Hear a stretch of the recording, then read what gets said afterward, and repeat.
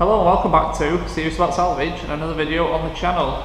Now again today we're going to be diving into yet another car that you've not seen on the channel. Probably regretting this one already in all honesty, but I'll leave you guys to see what goes on in this video. So this car again is a HPI clear car from auction. I broke my own rules on this one and it has come back to bite me in the ass, I will admit. All my own fault. So let's just get into it. We'll have a good look around it and then we'll talk about what the issue is and what we're going to do about it. Now, as always, before we start, if you do like these videos, please do consider subscribing to the channel. Don't forget that thumbs up and smash that bell notification so you're notified of every future video that comes on. Let's have a look around this GTC and find out what the problem is. Right, where do I start with this car? So we have a 2 litre CDTI Astra GTC. Quite a bonny looking car these. I actually quite like them. Nice. Size of the wheels with them tyres is incredible.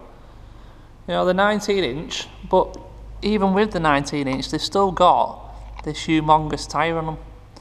235 45 19.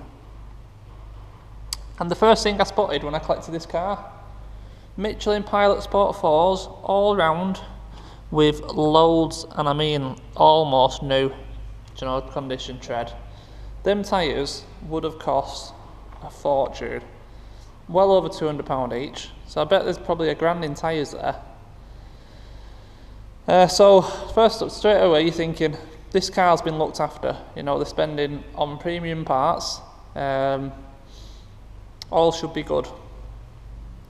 Now this car appears to be in great condition and it's not bad. We've got quite bad lacquer peel on the bumper and a little bit spreading onto the bonnet.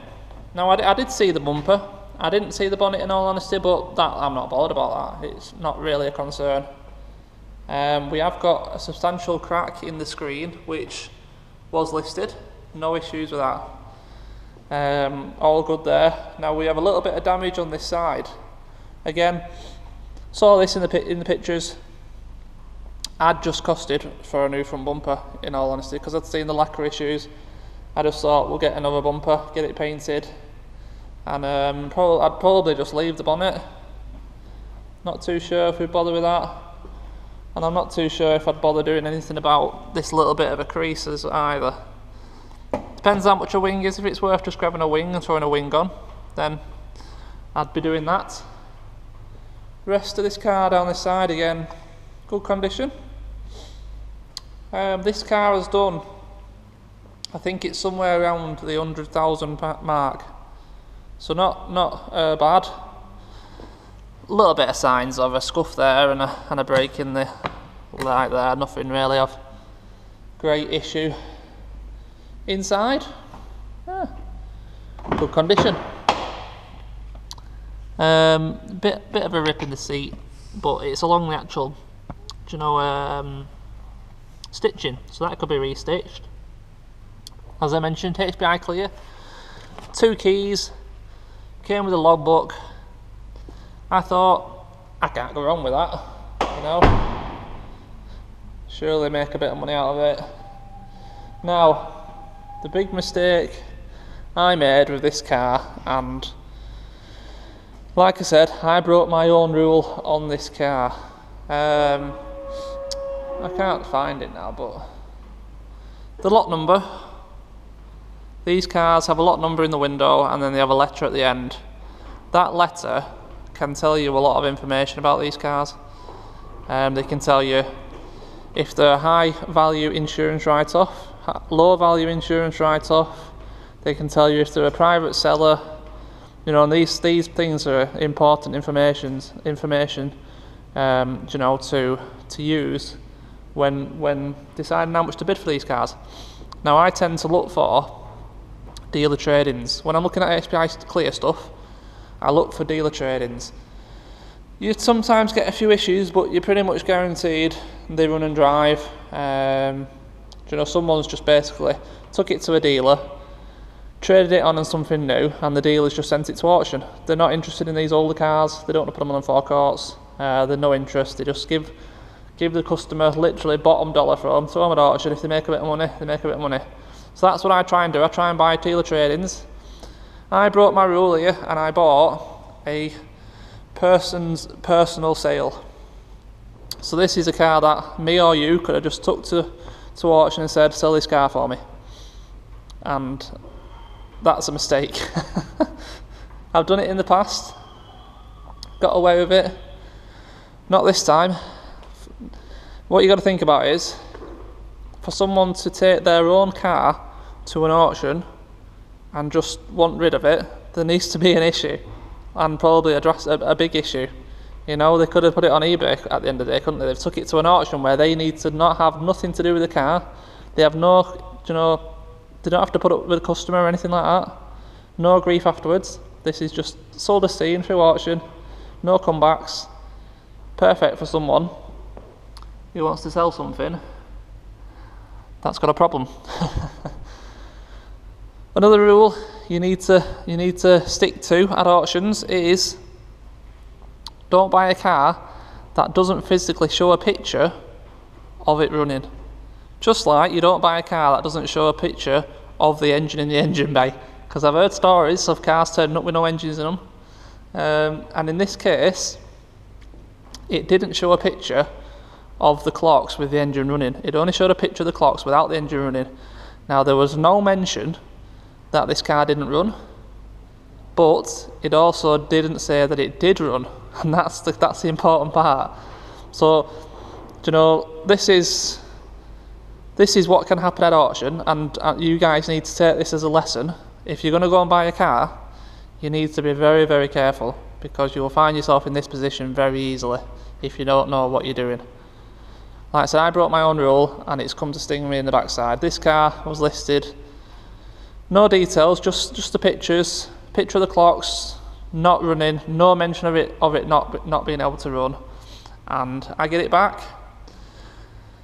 Battery completely dead. Charged the battery overnight. Checked the vitals, you know, the oil, you know, coolant, that kind of stuff, just to make sure before I gave it a go that there was nothing, you know, serious. And I gave it a crank. In all fairness, it didn't sound that bad cranking over, but didn't start, so I started checking a few bits and pieces. Realised there was no fuel getting to the engine whatsoever, but there is fuel in the filter at the back. Then I started to think, you know, high pressure fuel pump, runs off cam belt, and in all honesty, before I'd even looked, I'd already guessed. And are you ready for this? That is our cam belt. Let me just prop this bonnet up.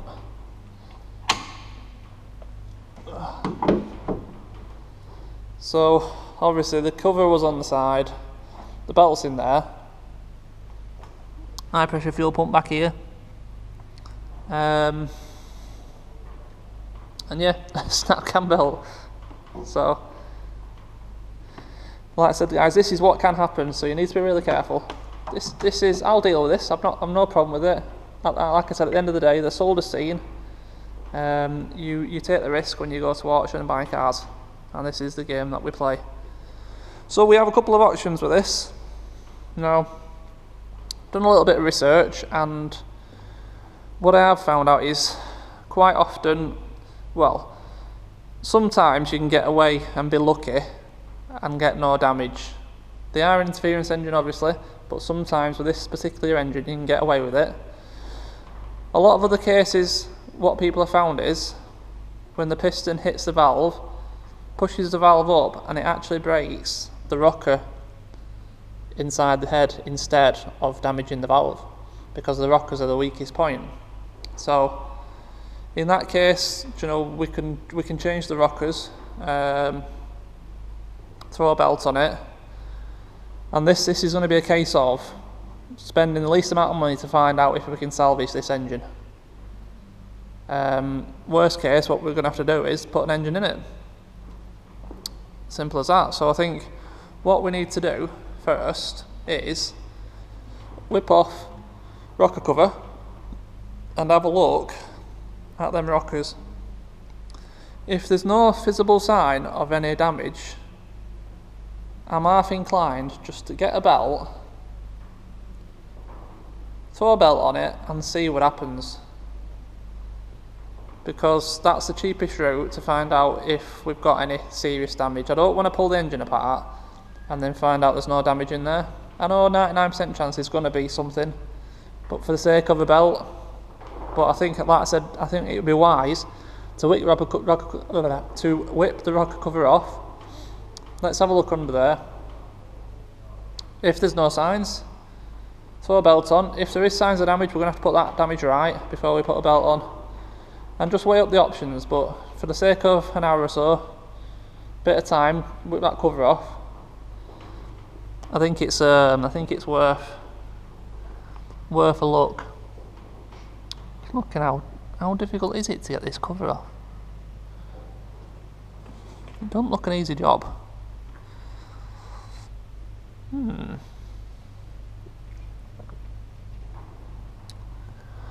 Yeah, I don't know. It seems like the rocker cover houses the camshafts. That's what it looks like to me.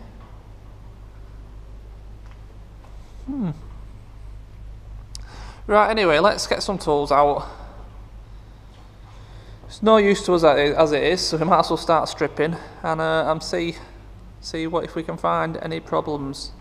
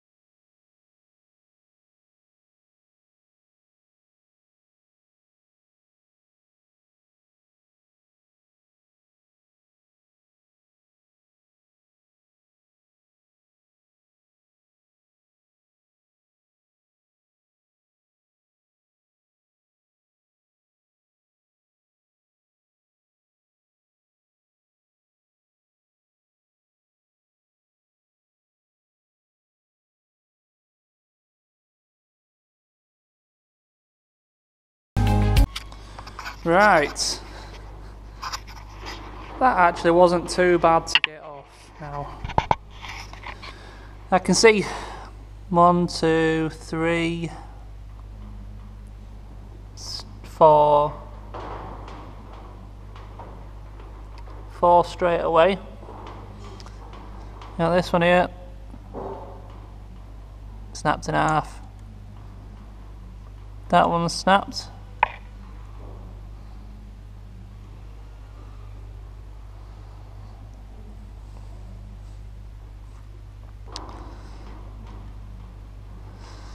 That one's completely broke. That one's broke.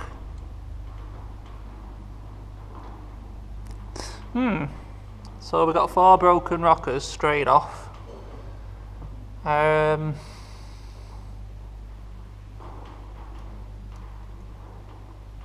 Interesting.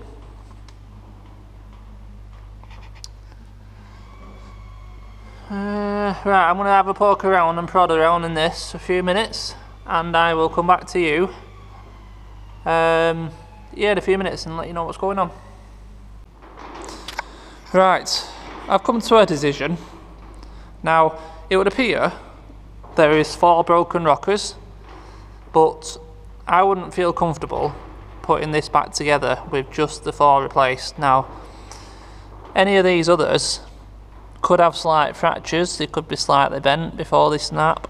You know, we just don't know. So I think the plan is we're going to replace all the rockers, put a full cam belt kit on and build this back up. I've read many a story on the internet, the old good old Google, of this 2 litre CDTI engine, that when the belt snaps, the weak point, like I mentioned, is the rockers. So when the valves get hit, it pushes the valve up into the head and breaks the rocker instead of bending the valve.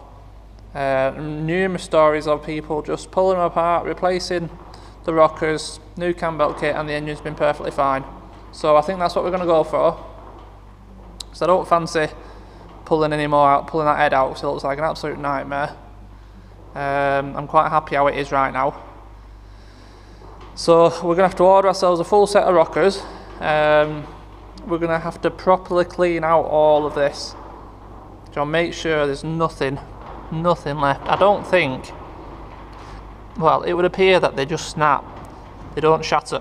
So I don't think there's going to be bits of metal around. I think this is all bits of just grime and, you know, deposits of diesel and whatnot. So we're going to clean it all out completely, get all the rockers out, replace them all. Perhaps replace all... Try not to... There goes a rocker. Well, we're going to have to replace this one for a start, I think. I don't know actually, that piece is probably part of the rocker, innit? I don't know. But perhaps we'll replace all them as well. I don't know what to do with that now, put it up there. And yeah, build it back up, fresh oil, and hopefully we've dodged a bullet with the rest of the engine. Pretty confident. You know, like I said, there's many stories this engine only breaking rockers, and I've only got 4.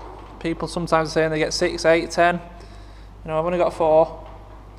So from what it sounds like, they reckon this snapped whilst on startup and not when it was actually running.